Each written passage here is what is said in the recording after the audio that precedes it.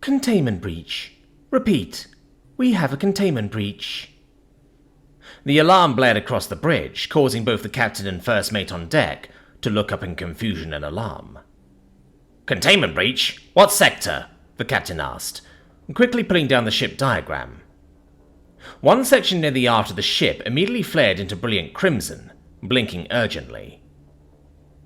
That's the cargo, the first mate stammered. The humans were having us deliver it. We left port not even half an hour ago, and the cargo was still slumbering. They told us it would sleep for at least 2 hours. Plenty of time for us to get to port. The captain sighed, recalling the very specific words the pair of humans had used. In a frustrated voice, he growled, I think they said the cargo would sleep up to 2 hours. A mistake he realized he had assumed as well. Still, that section of the cargo hold was secure with locked doors and keycode access, so he wasn't sure how anything could have escaped in the first place.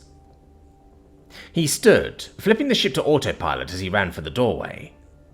The first mate paused, gesturing to their arc pistols. Shouldn't we at least bring something for protection, in case we need it?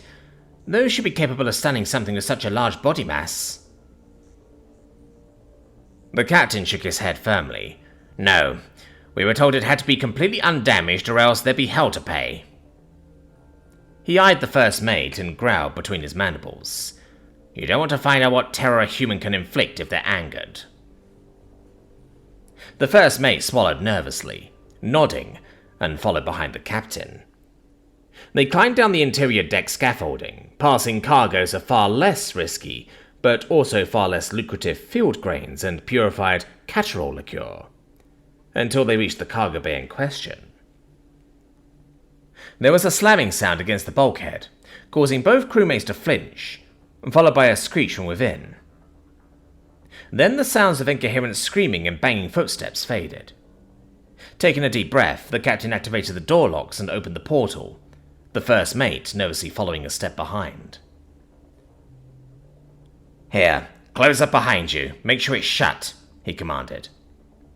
The first mate dutifully did so. They stepped forward, heads pivoting to try to catch sight of the awakened creature. The first mate uttered an oath under his breath. I thought they said this was supposed to be easy, but they never told us what to do if it woke. The captain nodded. I have read some stories of humans and their practices, though. These creatures are said to be especially voracious, and capable of immense violence and rage if they are hungry. He pointed, and the first mate could see a ration cluster, part of an emergency kit attached to one of the walls. The kit had been torn down and torn apart. The pulp cellulose packaging had been shredded, teeth marks visible where it had been ripped open. The mixed seed and fruit protein bars within had been nearly completely demolished, the foil packaging ripped open with similar zeal and carelessness, scraps of it left scattered around. The first mate swore under his breath. By the free hives, what manner of beast have we cursed ourselves with? The captain shushed him. Now is not the time for regrets. We must be brave and placate it before it causes any more damage. The two continued to creep forward into the cargo hold, the sound of crashing and screeching growing louder by the moment. Heavy footfalls could be heard, along with an occasional cackle that made the first mate's blood run colder than it already was.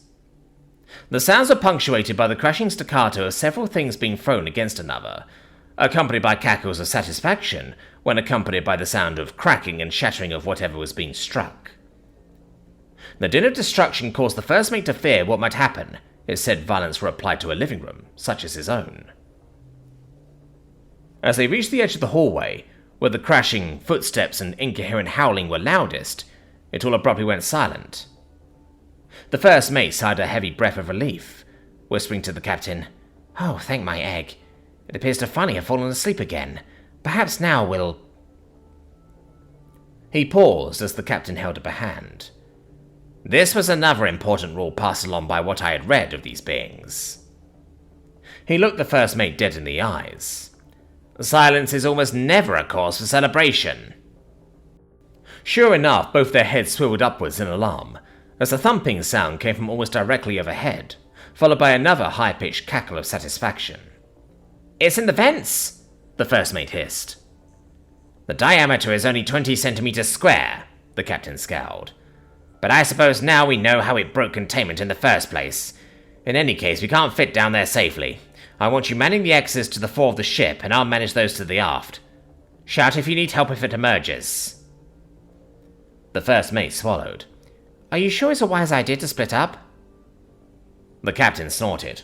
Of course not, but we don't have another choice. I want to minimize damage and ensure the ship isn't left in ruins. The first mate swallowed and nodded before running off to man his post. The captain was right. Their exoskeletons made camp space like the vents effectively impassable. Unfortunately, there were nearly half a dozen exit points on this side of the ship, and the occasional clanks and bumps of movement echoed intensely, making it sound as if the cargo creature was about to burst forth from any of them at any possible moment. Then there was a crash, and the ducts fell silent once more. The first mate finished checking the vents he had been assigned, but as the moments ticked by, he called out to the captain across the comm. I'm not hearing any movement or sounds on my end, sir. It's possible they may have... He cut off as the ship abruptly lurched, and the captain nearly screamed into the communication badge. The engine room! They're in the engine room! The first mate sprinted back across the interior scaffolding, cursing his relative unfamiliarity with the vessel. He realized there must have been a vent exit not fore or aft but midsection, into the engineering compartment of the engine room. He reached the doorway at the same time as the captain. The captain motioned for them to slow and be cautious. Acknowledging this, they both peeked around the corner. The creature, which the first mate now saw awake for the first time, stood on stumpy bipedal legs and smashed a broad limb across a display console. The lit-up buttons flashed an alarm, emitting beeps and squeaks of warning about the abrupt changes in engine pressure and power levels caused by the random commands. How should we distract it? The first mate asked. The captain shook his head frantically, making a quieting motion, but it was too late. The creature turned, red eye shine freezing the first mate in his tracks for a brief moment. The reflection of light in the back of the creature's eyes sent a shiver down the scales on his back, as some part of him recognized the look of an apex predator. Then the creature bounded over to him, squat bipedal legs moving faster than he would have thought possible. It grabbed him, lifted him up and shook him side to side with such force he thought his head was about to be shaken off his shoulders. The creature howled in triumph, and a fat hand grabbed the top of the first mate's head, squat fingers starting to apply pressure. He felt immense pain as he realized the creature was attempting to pull his head off. The creature was scarcely half his height, but the muscle mass difference must have been immense. He felt powerless to stop it despite all attempts at thrashing and pushing himself free.